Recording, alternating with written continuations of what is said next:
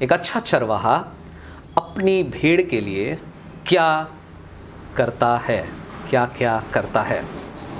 अगर आप इस अध्याय को देखेंगे, लूका रचित सुसमाचार उसका 15वां अध्याय, यह अध्याय बहुत ही सुंदर और बहुत ही स्पष्ट रीति से ये बतलाता है कि जो लोग खोए हुए हैं, जो लोग अब तक नहीं बचाए गए हैं, उनके लिए परमेश्वर का प्रेम कितना गहरा है, परमेश्वर किस तरह से उनसे प्रेम करता है। परमेश्वर के प्रेम के बारे में ये पूरा अध्याय हमें बतलाता है और इसलिए इसमें खोए हुए चीज़ों के विषय में बात की जाती है। यहाँ पर खोए हुए भेड़ के विषय में आज हम लोग देखने वाले हैं। उसके बाद की घटना को आप देखेंगे तो वहाँ पर खोए हुए सिक्के का एक दृष्टांत हमें मिलता है। फिर उसके बाद खोए हुए पुत्र के दृष्टांत हमें मिलता है। तो ये पूरा अध्याय हमें याद दिलाता है कि परमेश्वर को उन लोगों की तलाश है, उन लोगों की खोज है, उन लोगों को ढूंढने में लगा हुआ है जो लोग खो गए हैं। प्रभु यीशु मसीह जब इस संसार में थे, उसने जो सेवाएं दी, इस पृथ्वी की सेवकाई में प्रभु यीशु मसीह को अक्सर मौका मिला कि वो ऐसे लोगों के साथ रहे, ऐसे लोगों के साथ उठे बैठे जो लोग खोए हुए हैं, जिनको हम कह सकते हैं जो लोग परमेश्वर से दूर हैं, परमेश्वर को नहीं जानते हैं, परमेश्वर से प्रेम करना अब तक नहीं जाने, परमेश्वर के प्रेम को पहचान नहीं पाए हैं।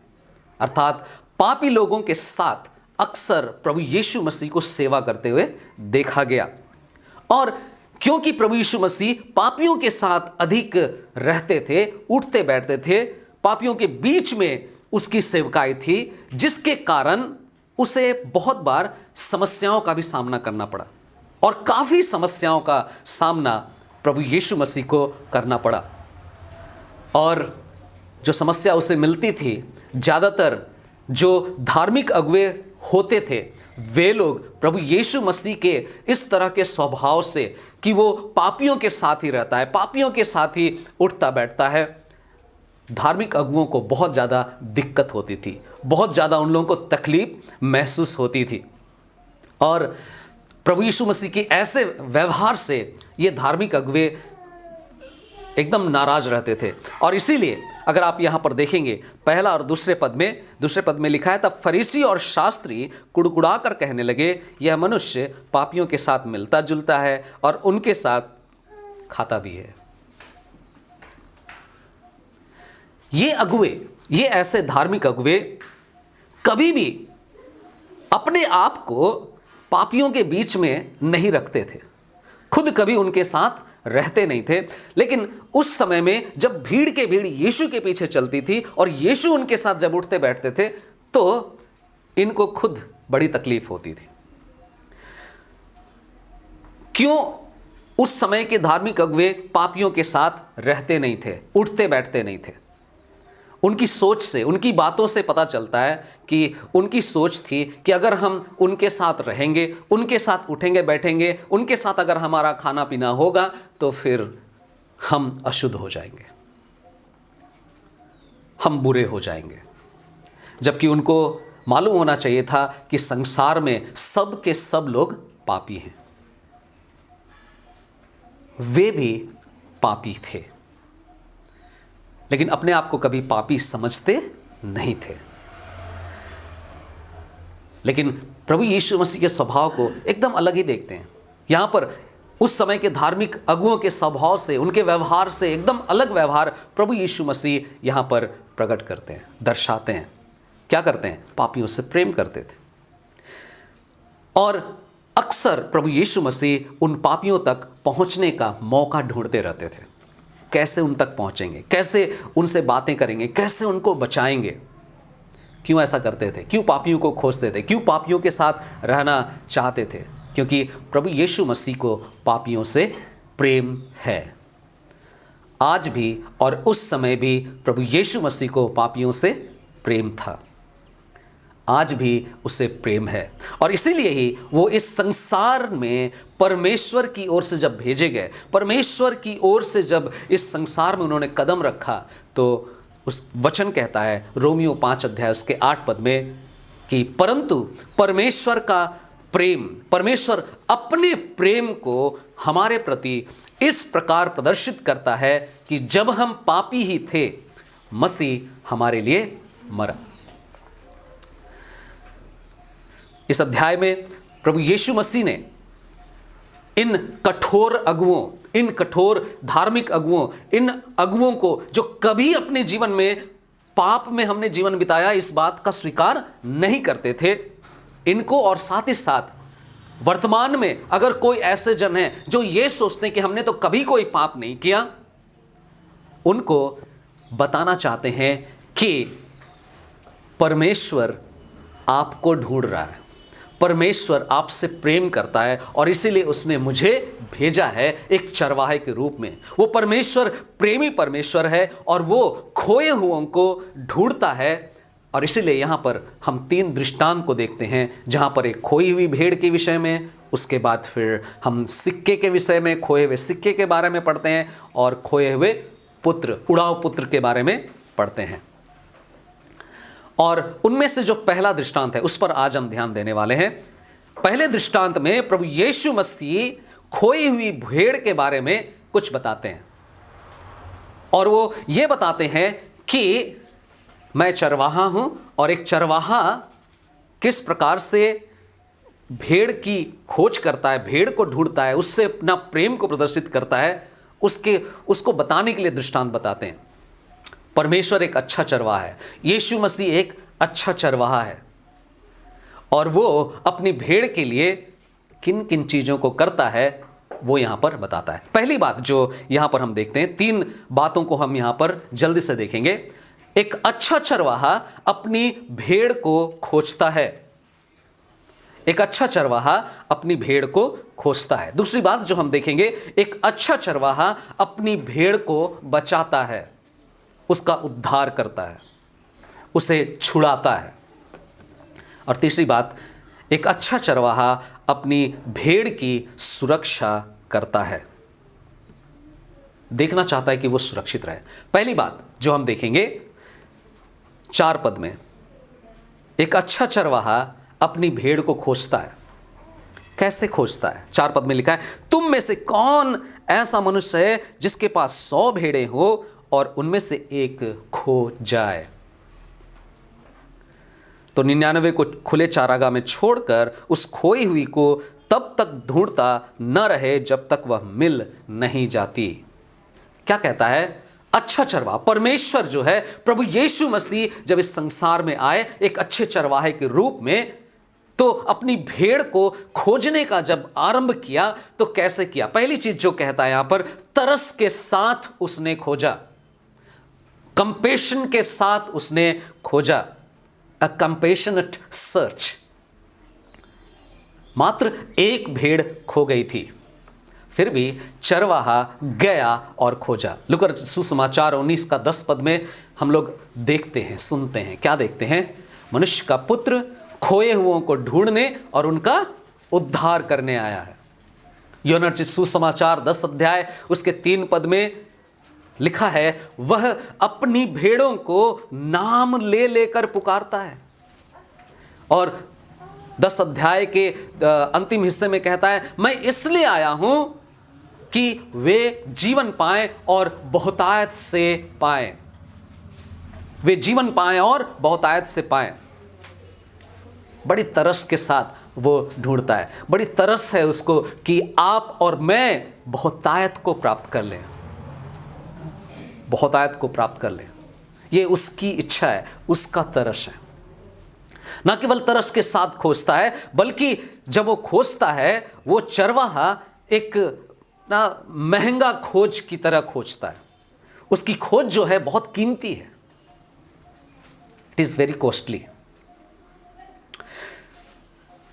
चरवाहा के लिए ढूंढना बहुत ही मेहनत का काम था, परिश्रम का काम था। खोजते समय मृत्यु की भी संभावना थी। उस चरवाहा का मृत्यु की भी संभावना थी, उसको मरने तक के लिए भी पीड़ा को सहना पड़ सकता था। और जैसे हम लोग वचन पढ़ते हैं, बार बार प्रभु यीशु मसीह बतलाते हैं, क्या कहते हैं कि एक अच्छा चरवाहा अपनी भेड़ को निश्चित रूप से बचाने के लिए अपने प्राण तक को भी क्या कर देता है, दे देता है। यूहन्ना रचित सुसमाचार उसका 10 अध्याय उसके 11 पद में लिखा है, अच्छा चरवाहा अपना प्राण देता है। और यीशु के बारे में हम जानते हैं कि उसने अपना प्राण दे दिया। यूहन्ना 15 अध्याय उसके 13 पद में भी लिखा है, इससे महान प्रेम और किसी का नहीं कि कोई अपने मित्रों के लिए अपना प्राण दे। अपना प्राण देना, अपने लोगों के लिए, अपनी भेड़ के लिए, अपने भेड़ को एक मित्र के समान भी देखता है।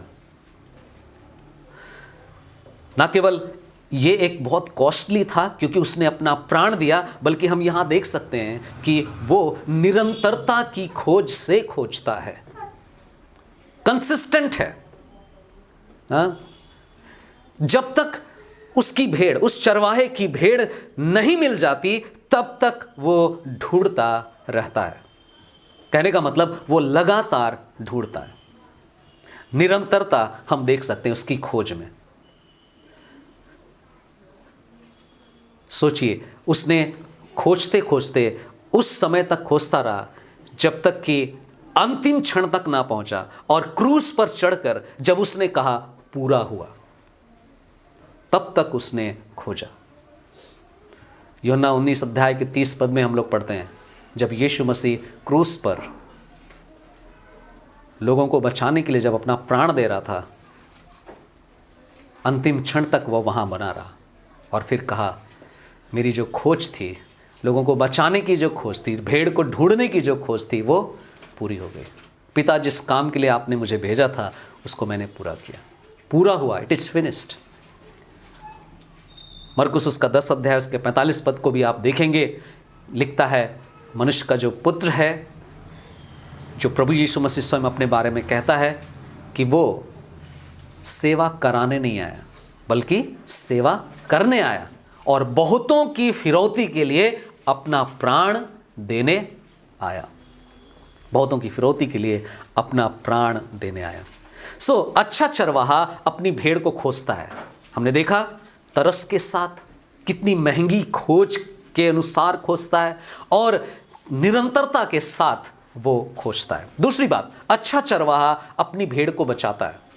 ना केवल खोजता है बल्कि वो बचाता है, उद्धार देता है, छुटकारा देता है। अगर आप यहां पर पढ़ेंगे 5 पद के पहले हिस्से में, तो लिखता है, जब वह उसे पा लेता है, जब वह उसे पा लेता है। यहां पर अगर आप गौर करेंगे, इस खंड में हमें यह नहीं बताया गया है, यह वचन यह नहीं कहता है कि यदि उसको मिल जाएगा तो, ठीक है, यह नहीं लिखा हुआ, बल्कि क्या लिखा हुआ है, जब उसे मिल जाएगा। कहने का मतलब यहां पर जो वाक्य है वो निश्चयता का वाक्य है, एश्योरेंस है। कहने का मतलब प्रभु यीशु मसीह जो एक अच्छा चरवाहा है, जब वो खोजता है तो वो ऐसे नहीं खोज रहा है कि पता नहीं मिलेगा कि नहीं मिलेगा, बल्कि वो ऐसे खोज रहा है जब तक मिल नहीं जाएगा और मुझे मिल ही जाएगा। ये उस तरीके का वाक्य है, एक निश्चयता का वाक्य है। जब वो पा लिया, अर्थात परमेश्वर ने जिसे चुन लिया है वे सब लोग बचा लिए जाएंगे। परमेश्वर ने जिन जिन को चुन लिया है वे सब के सब बचाए ही जाएंगे, यह वचन हमें कहता है।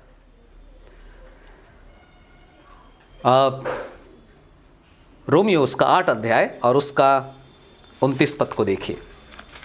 रोमियो उसका 8 अध्याय और उसका 29 से लेकर के 39 पद तक है वैसे, लेकिन कुछ पदों को हम लोग पढ़ेंगे। रोमियो 8 अध्याय उसका 29 पद, क्योंकि जिनके विषय में उसे पूर्व ज्ञान था उसने उन्हें पहले से ठहराया भी कि वे उसके पुत्र के स्वरूप में हो जाएं, जिससे कि वह बहुतों से भाइयों में पहलौठा ठहरे। फिर जिन्हें उसने पहले से ठहराया है उन्हें बुलाया भी, और जिन्हें बुलाया उन्हें धर्मी भी ठहराया, और जिन्हें धर्मी ठहराया उन्हें महिमा भी दी है। जब हम इसे 39 पद तक आप पढ़ेंगे तो आप पाएंगे कि कैसे परमेश्वर ने जिन जिन को चुन लिया है उनको पाना ही है, वो पा ही लेंगे। एक निश्चयता भरी वाक्य को यहां पर कहा गया है। यूहन्ना रचित सुसमाचार उसका 6 अध्याय और उसके 37 पद से लेकर के 40 पद को भी देखिए। यूहन्ना रचित सुसमाचार उसका 6 अध्याय 37 पद से लेकर के 40 पद तक लिखा है, वह सब जो पिता मुझे देता है, प्रभु यीशु मसीह कहते हैं, वह सब जो पिता मुझे देता है मेरे पास आएगा, और जो कोई मेरे पास आएगा मैं निश्चय ही उससे न निकालूंगा, क्योंकि मैं अपनी इच्छा नहीं परंतु अपने भेजने वाले की इच्छा पूरी करने के लिए स्वर्ग से उतरा हूं। जिसने मुझे भेजा उसकी इच्छा ये है कि सब कुछ जो उसने मुझे दिया है उसमें से कुछ भी ना खोऊं, परंतु अंतिम दिन में उसे जिला उठाऊं। अंतिम दिन में उसे जिला उठाऊं।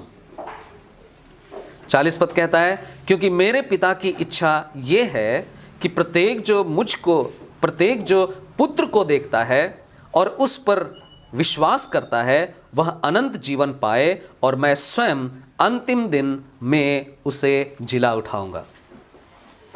देख रहे हैं, जिसको बचाना चाह रहा है उसको बचाएगा ही, निश्चित रूप से बचाएगा।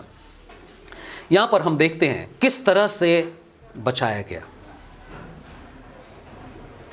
पहली चीज, भेड़ बच गई। भेड़ जो खतरे में थी, नुकसान में थी, वो बचा ली गई। यहां पर बचा लिए जाने का अर्थ क्या है? हर तरह के खतरों एवं चोटों से वो भेड़ बच गया है। वो चरवाहा अपनी हर एक भेड़ को पाप के कारण होने वाले जो नुकसान है उससे बचा लेता है। और पाप के कारण होने वाले नुकसान कौन कौन से हैं? याद रखिए, वचन कहता है कि पाप की सजा है जिससे वो क्या करता है? बचाता है। यूहन्ना 3 अध्याय उसके 18 पद में और 36 पद में हम इसे पाते हैं। यूहन्ना 3 अध्याय उसका 18 पद में लिखा है, जो उस पर विश्वास करता है वह दोषी नहीं ठहराया जाता, जो विश्वास नहीं करता वह दोषी ठहराया जा चुका है, क्योंकि उसने परमेश्वर के इकलौते पुत्र के नाम पर विश्वास नहीं किया। सजा, पाप की जो सजा है उससे बचाता है। भेड़ उससे बच जाती है, हम उससे बच जाते हैं। पाप की सामर्थ से वो बचाता है। पाप की जो सामर्थ है, याद रखिए, पाप की जो शक्ति है बहुत भयंकर है। और रोमियो उसका 6 अध्याय उसके 11 पद से लेकर के 14 पद तक बताया जा रहा है कि वो पाप की सामर्थ क्या है, कैसे बचाता है। रोमियो 6 अध्याय 11 पद से लेकर के 14 पद तक लिखा है, इसी प्रकार तुम भी अपने आप को पाप के लिए मृतक परंतु मसीह यीशु में परमेश्वर के लिए जीवित समझो। इसलिए पाप को अपने मरणहार शरीर में प्रभुता न करने दो कि तुम उसकी लालसाओं को पूरा करो, और न अपने शरीर के अंगों को अधर्म के हथियार बनाकर पाप को सौंपो, परंतु अपने आप को मृतकों में से जीवित जानकर अपने अंगों को धार्मिकता के हथियार होने के लिए परमेश्वर को सौंप दो। तब पाप तुम पर प्रभुता करने नहीं पाएगा, क्योंकि तुम व्यवस्था के अधीन नहीं परंतु अनुग्रह के अधीन हो। पाप की सजा से भेड़ को नुकसान हो सकता था, पाप की सामर्थ्य से उसको नुकसान हो सकता था, उस खतरे में वो थी, और पाप की उपस्थिति से भी वो बचाता है। जब एक भेड़ बचता है, जब आप और हम बच जाते हैं, तो इन 3 बहुत ही महत्वपूर्ण चीज़ों से बचते हैं। पाप की सजा से, पाप की सामर्थ से और पाप की उपस्थिति से हम बचाए जाते हैं। हमें उसने बचाया है, वो चरवाहा हमें बचाता है। ना केवल भेड़ बच गई, लेकिन इसका जो दूसरा पहलू है वो भी हम देखते हैं। यहां हम देखते हैं चरवाहा को प्रतिफल मिला। चरवाहा की जो मेहनत है वो व्यर्थ नहीं गया। चरवाहा जो मेहनत किया वह व्यर्थ नहीं किया। दूसरे शब्दों में हम ये कहते हैं कि प्रभु यीशु मसीह परमेश्वर की ओर से जिस मिशन को लेकर के आया था, जिस काम को करने के लिए वो भेजा गया था, उसने उस फसल को प्राप्त किया। हम लोग कई बार बात करते हैं ना, हम लोग जब सुसमाचार का प्रचार करते हैं, हम जाते हैं, हमने वचन का बीज बोया है, हमें फल मिलेगा या नहीं मिलेगा। प्रभु यीशु मसीह जब इस संसार में कदम रखा और उसने मेहनत किया, बलिदान हुए, तो निश्चित रूप से वो उस फसल को प्राप्त किया। इस बात को हम पाते हैं। जब प्रभु यीशु मसीह अपनी महिमा में होगा, इस समय वो है क्योंकि पिता ने उसकी महिमा की है और पिता के पास में पुत्र है। जब वो वहां होगा, वहां पर निश्चित रूप से वो अपने लोगों को देखेगा, जिसको जिसको उसने चुना है, जिसको बचाने के प्रयास किए गए हैं, पिता ने जिन जिन को ठान लिया है कि ये बचाए जाएं, वो सब वहां पर होंगे। कहने का मतलब, प्रभु यीशु मसीह ने जिन जिन लोगों के लिए लहू बहाया, जिसके लिए उसने इस संसार में मेहनत किया, लहू बहाने के समय उसे मेहनत करनी पड़ी, उसने लहू बहाया था, वो सब वहां पर होंगे। यहां जो ध्यान देने वाली बात है, प्रभु यीशु मसीह बार बार कहते हैं, यूहन्ना रचित सुसमाचार उसका 17 अध्याय और उसके 24 पद को आप देखिए। यूहन्ना रचित सुसमाचार उसका 17 अध्याय और उसका 24 पद कहता है, हे पिता, मैं चाहता हूं कि जिन्हें तूने मुझे दिया है, जहां मैं हूं वहां वे भी मेरे साथ रहें, कि वे मेरी उस महिमा को देख सकें जिसे तूने मुझे दी है, क्योंकि तूने जगत की उत्पत्ति से पहले मुझसे प्रेम किया। और फिर यूहन्ना 6 अध्याय जिसको हम लोगों ने पढ़ा 37 पद से लेकर के 40 पद में, तो वहाँ पर अगर आपने गौर किया तो वहाँ पर लिखता है कि वह सब जो पिता मुझे देता है, मतलब एक एक जन, मतलब सबको जिसको परमेश्वर ने चाहा है बचाए जाएंगे। सबको के साथ साथ वो ये भी कहता है हर एक जन, ठीक है, हर एक जन बचाए जाएंगे, मतलब हर एक को प्राप्त कर लेगा। ऐसा नहीं होगा, प्रभु यीशु मसीह के साथ ऐसा नहीं होगा, उस अच्छे चरवाह के साथ ऐसा नहीं होगा कि अरे उसको तो हम चाहते थे बचाने के लिए लेकिन वो नहीं बच पाया। ऐसा नहीं होगा। वो जो फसल उसको पाना है, जो रिवार्ड उसको मिलना है, जो प्रतिफल उसको मिलना है, प्रभु यीशु मसीह को सारा प्रतिफल उसे मिलेगा। यही वजह है कि आज हम सब यहां पर हैं, उसकी प्रशंसा कर रहे हैं, उसको धन्यवाद दे रहे हैं।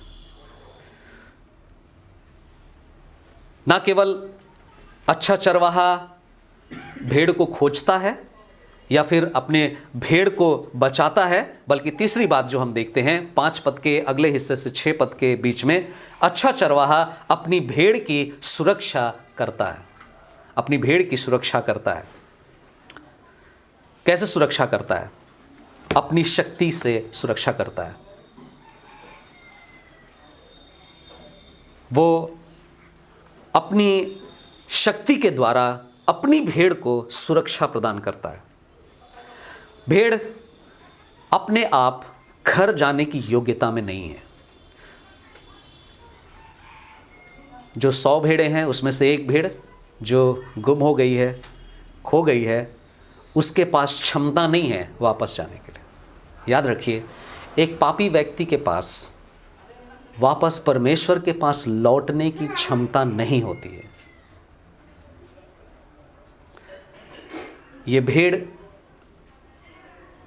अपने घर वापस लौटने की योग्यता नहीं रखता है। कोई भी पापी अपनी कोशिशों से परमेश्वर के पास नहीं लौट सकता, उसके पास वो क्षमता है ही नहीं। लेकिन जब वो बच जाती है, जब वो भेड़ बच जाती है, जब एक पापी बच जाता है, तब जा करके उसे समझ आता है कि मैं क्यों बचाया गया हूं, या वो भेड़ क्यों बचाई गई, क्योंकि उसने अनुभव किया कि चरवाहा के मजबूत कंधों के कारण उसे सुरक्षा मिल गया। वचन कहता है कि कंधे में उठा लिया, है ना। 5 पद का दूसरा हिस्सा देखिए, तो बड़े आनंद से कंधे पर क्या कर लेता है, उठा लेता है।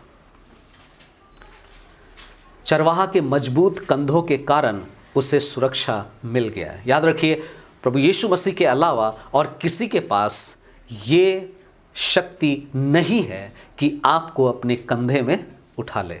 एक खोई हुई भेड़ को कंधे में उठा ले, इतनी ताकत नहीं है किसी में, केवल प्रभु यीशु मसीह में। मजबूत कंधों के कारण भेड़ को सुरक्षा मिल गया। वे सभी भेड़ें जो प्रभु की हैं, परमेश्वर की सामर्थ से ही सुरक्षा को पाते हैं। एक बार जब आप प्रभु के पास आ गए, एक बार प्रभु ने जब आपको बचा लिया, आप हमेशा अनुभव करेंगे कि आपके पास जो सुरक्षा है, आपके पास जो आश्वासन है, आपके पास जो जीवन है, वो जीवन केवल परमेश्वर अपने दाहिने हाथ से, अपने सामर्थ भरे कंधे से हमें लगातार संभालते रहता है। इसलिए हम क्या है, अब तक टिके हुए। हमारे प्रभु के साथ निरंतरता में बने रहना, प्रभु के पीछे चलते रहना, प्रार्थना के जीवन में बढ़ना, आत्मिक जीवन में उन्नति करना, मुश्किल से मुश्किल परिस्थिति में, यहाँ तक कि हम हो सकता है अपने प्रिय से प्रियजनों को भी शारीरिक रूप से, भौतिक रूप से हम खो देंगे, उसके बावजूद भी हम बने रहेंगे, टिके रहेंगे, विश्वास में स्थिर रहेंगे। तब संभव है जब वो अपने कंधों के द्वारा हमें संभाल रहा होता है। सभी भेड़ें जो प्रभु के हैं, परमेश्वर की सामर्थ से सुरक्षा पाते हैं। पहला पत्रस उसका पहला अध्याय और उसका 5 वचन। पहला पत्रस उसका पहला अध्याय और उसका 5 पद।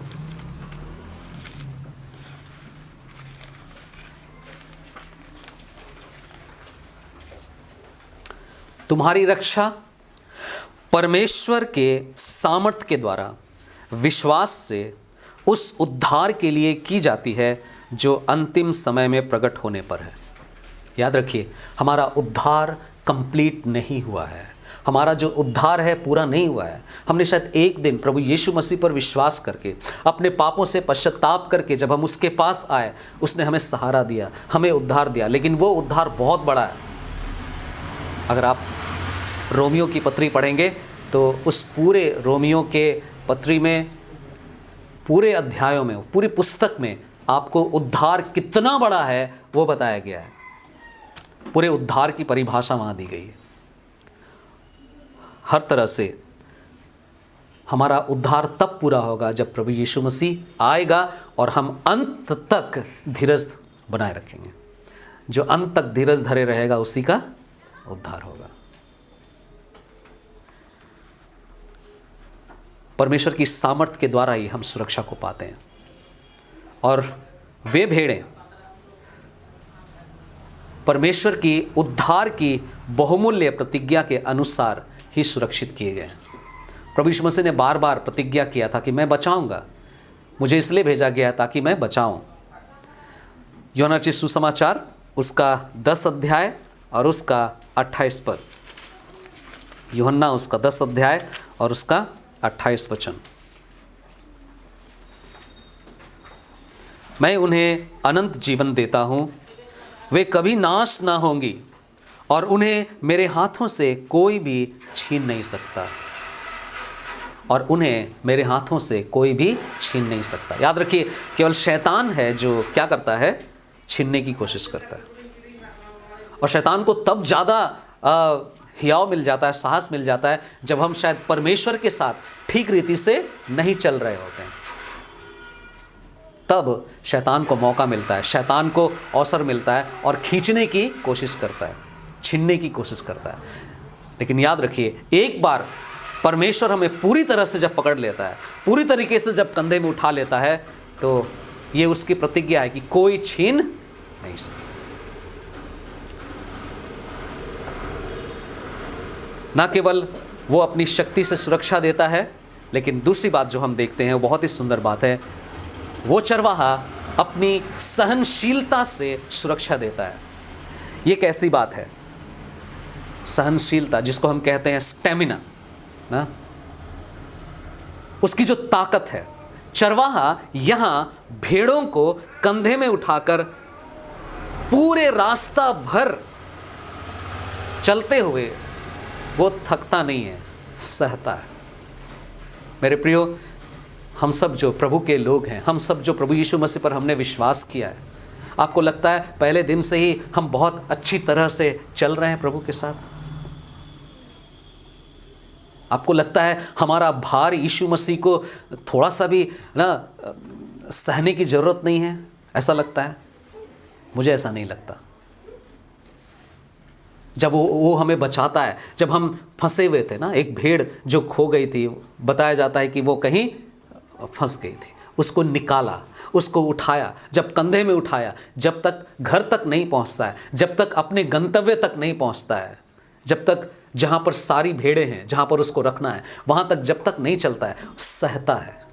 अपने स्टेमिना के साथ वो उसको क्या करता है? संभालते हुए लिए चलता है।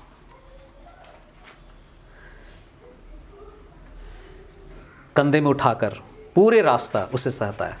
चरवाहा जिसे बचाने के काम को शुरू किया है, उसको बीच रास्ता में नहीं छोड़ता है, उसको पूरा करने तक की सामर्थ्य रखता है। वो इस काम को, इस मिशन को अधूरा रखने के लिए नहीं शुरू किया था। परमेश्वर आपको और मुझको बचाने के काम को जो शुरू किया था, वो अधूरा करने के लिए नहीं किया था। वो पूरी तरह से हमारे साथ, हमें जब एक बार उठा लिया है, वो जब तक संपूर्ण उद्धार ना हो जाए तब तक वो क्या करेगा? लेते हुए चलेगा और ले चलता है। फिर से लूका 19:10 को याद कीजिए, जो हमें इस बात को याद दिलाता है कि वो खोए हुओं को ढूंढने और उनका उद्धार करने आया है। इस वचन से हम समझ सकते हैं उसके कॉन्फिडेंस को, चरवाहा का जो कॉन्फिडेंस है उसको हम समझ सकते हैं। खोए हुओं को ढूंढने मतलब क्या है? जितने भी लोग खोए हुए हैं, जितने भी लोग पाप में पाए जाते हैं, सबको बचाने की क्षमता वो रखता है। लेकिन केवल उनको वो बचा सकता है जो मानते हैं कि मैं क्या हूं? पापी। फरीसियों के लिए मुश्किल था, जो लोग कुड़कुड़ाते थे, जो लोग शुरुआत में आप देखेंगे तो क्या बातें कर रहे हैं, चुंगी लेने वाले और पापी जब उसके निकट आ रहे थे, उसकी सुन रहे थे, तो फरीसी और शास्त्रियों की कुड़कुड़ाहट क्या थी? यह मनुष्य पापियों के साथ मिलता जुलता है, मतलब यह मनुष्य हमारे साथ नहीं मिलता जुलता है। यह मनुष्य हम जैसे लोग, हम जो अच्छे लोग हैं, पवित्र लोग हैं, हमारे साथ नहीं मिलता जुलता है। ये मनुष्य की, उन फरीसियों की अपनी सोच थी कि वे पापी नहीं है। परमेश्वर का वचन हमें क्या कहता है? सबने पाप किया है और परमेश्वर की महिमा से रहित है। यहाँ तक कि ये फरीसी और शास्त्री भी, यीशु के ज़माने में भी ये लोग पाप के स्वभाव में ही थे। कई बार प्रभु यीशु मसीह इनसे कहते हैं, क्या कहते हैं? तुम शास्त्रियों और फरीसियों के समान मत बनना। जब तक तुम्हारी धार्मिकता इन शास्त्रियों और फरीसियों की धार्मिकता से बढ़कर ना हो, तब तक तुम परमेश्वर के राज्य में प्रवेश नहीं कर सकते। तब तक तुम परमेश्वर के द्वारा ग्रहण किए नहीं जा सकते। इसका मतलब था कि ये शास्त्री और फरीसी पाप में हैं, लेकिन अपने आप को कभी भी ये नहीं मानते थे कि हम पापी हैं। कई बार हमारे इस समाज में भी, हमारे इस संसार में भी बहुत सारे लोग, ऐसी आदत उनकी बन गई है, इस तरह की सोच उनकी, इतनी मोटी सोच बन गई है कि वे अपने आप को परमेश्वर के सामने में कभी भी पापी करके नहीं स्वीकारते हैं, पापी हैं इस बात को नहीं मानते हैं। जो नहीं मानेंगे उनको प्रभु यीशु मसीह नहीं बचा सकता है, क्योंकि वो धर्मियों को बचाने के लिए नहीं आया, पापियों को ही बचाने के लिए आया है। यदि हम अपने जीवन में अंगीकार किए, यदि हमने मान लिया है कभी ना कभी, यदि हम ईमानदारी के साथ प्रभु के सामने अगर मान लिए कि मैं पापी हूँ, मैं खोया हुआ हूँ, मैं उस एक खोई हुई भेड़ के समान हूँ, तभी हम उसके द्वारा बचाए जाने का अनुभव कर पाएंगे। यदि हम खो जाने का अनुभव नहीं पाए हैं, यदि हम खोए हुए हैं ऐसा महसूस नहीं करते हैं, तो शायद हम उसके कंधे की ताकत को, उसके सहनशीलता की ताकत को हम अनुभव नहीं कर पाएंगे। मेरे प्रियो, आज हमें इसे समझना है, आज हमें इसे जानना है। कहीं ऐसा तो नहीं कि हम खोए हुए हैं। अगर हम खोए हुए हैं तो शुभ समाचार ये है, अच्छा खबर ये है कि आज भी यीशु बुलाता है, मेरे पास आओ, मैं द्वार पर खड़े हुए खटखटा रहा हूँ, मैं तुम्हें अपने साथ रखना चाहता हूँ, मैं तुम्हें उठाना चाहता हूँ, मैं तुम्हें संभालना चाहता हूँ, मैं तुम्हें जीवन देना चाहता हूँ। जब तक ये संसार का अंत नहीं होता, जब तक स्वर्गीय राज्य आरंभ नहीं होता, मैं तुम्हें अपने साथ लेकर के वहाँ पर पहुँचाऊँगा। मैं तुम्हारे उस कार्य को, जो परमेश्वर का कार्य है, उद्धार का कार्य है, बीच रास्ते में नहीं छोड़ूंगा, बल्कि अंत तक तुम्हें स्थिर बनाए रखूंगा। याद रखिए, वचन हमें बार बार याद दिलाता है कि जो कुछ प्रभु यीशु मसीह को मिलेगा, वह सब जो पिता मुझे देता है, मैं उसे कभी अपने हाथ से खोने नहीं दूंगा। बार बार प्रभु यीशु मसीह ये कहते हैं। इब्रानियों 13 अध्याय उसके 5 पद में कहता है कि मैं तुम्हें कभी ना छोड़ूंगा, ना कभी त्यागूंगा। यूहन्ना 3 अध्याय उसके 16 पद में कहता है कि परमेश्वर ने जगत से ऐसा प्रेम रखा कि उसने अपना इकलौता पुत्र दे दिया, ताकि जो कोई उस पर विश्वास करे, ताकि मैं जब उस पर विश्वास करूंगा, ताकि जब आप उस पर विश्वास करें तो आप नाश ना हो। जो कोई उस पर विश्वास करे वह नाश ना हो, परंतु अनंत जीवन प्राप्त कर ले। यूहन्ना रचित सुसमाचार 5 अध्याय और उसका 24 पद कहता है, मैं तुमसे सच सच कहता हूं, मेरा वचन सुनकर मेरे भेजने वाले पर विश्वास करता है अनंत जीवन, जो विश्वास करता है अनंत जीवन उसका है, और उस पर दंड की आज्ञा नहीं होती, पर मृत्यु से पार होकर वह जीवन में प्रवेश कर चुका है। मृत्यु से पार होकर जीवन में प्रवेश कर चुका है। कौन सी मृत्यु से पार होकर? परमेश्वर का वचन कहता है कि 2 मृत्यु है। एक मृत्यु जो शारीरिक रूप से है, दूसरी मृत्यु जो आत्मिक रूप से अनंत काल की नरक में पहुंचने वाली मृत्यु। दूसरी मृत्यु, यहां पर उस मृत्यु की बात की जा रही है, वो उस पाप के कारण जो मृत्यु मिलेगी, पाप के कारण जो नरक मिलेगा, उसको पार करके वो कहां पहुंच गया है? जीवन को पहुंच गया है। ओके, पर मृत्यु से पार होकर जीवन में प्रवेश कर चुका है। यूहन्ना रचित सुसमाचार उसका 6 अध्याय और उसका 47 पद। 6 अध्याय और उसका 47 पद देखिए, कहता है, मैं तुमसे सच सच कहता हूं, जो विश्वास करता है अनंत जीवन उसी का है। जो विश्वास करता है अनंत जीवन उसी का है। अंत में कुल मिलाकर इन सारी बातों का निष्कर्ष यही है कि प्रभु यीशु मसीह अच्छा चरवाहा है, और एक अच्छा चरवाहा जब अपनी भेड़ को खोजता है, सभी भेड़ें खोई हुई हैं। इस दृष्टांत में 100 में से 1 खोई हुई है, लेकिन इस संसार में जितने भी मनुष्य हैं, हम सब जानते हैं, वचन जैसे कहता है, सबने क्या किया है? पाप किया है। याद रखिए, हम अगर बचा लिए गए हैं, हम दोबारा खो दिए जाने के लिए बचाए नहीं गए। प्रभु यीशु मसीह ने जब हमें बचाया है, हमें पा लिया है, अपने कंधे में अगर हमें उठा लिया है, तो हम हमेशा हमेशा के लिए क्या हो गए हैं? बच गए हैं। और ये सबसे बड़ा समाचार है। याद रखिए, हमारा बनाया जाना परमेश्वर के द्वारा पा लिए जाने के लिए किया गया है, ना कि खो दिए जाने के लिए। और आज हम अगर बचाए गए हैं, आइए हम उसको धन्यवाद दें, उस प्रभु की बड़ाई करें, उस प्रभु की स्तुति करें जो हमें बचा लिया है। आइए हम प्रार्थना में जाएं।